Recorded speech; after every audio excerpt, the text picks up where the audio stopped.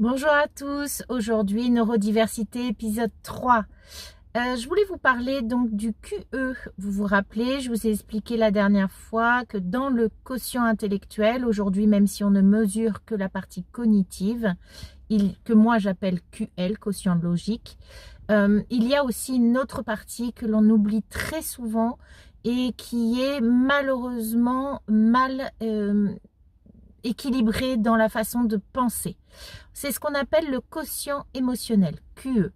Le quotient émotionnel, en fait, on a tous un QL et tous un QE.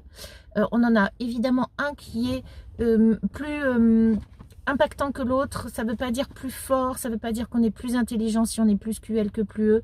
C'est juste que la méthode est différente. Le QE, c'est celui qui permet de s'adapter, qui permet de ressentir, qui permet d'innover, qui permet d'être créatif, qui permet d'avoir de l'humour, très simplement.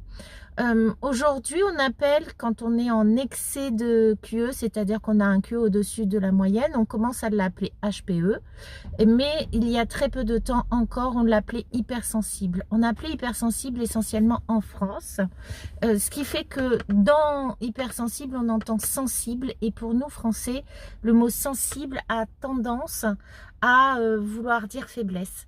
Sauf que si vous envisagiez qu'au lieu d'hypersensible, c'était hyper instinct, là, vous ne verriez pas du tout la notion de faiblesse.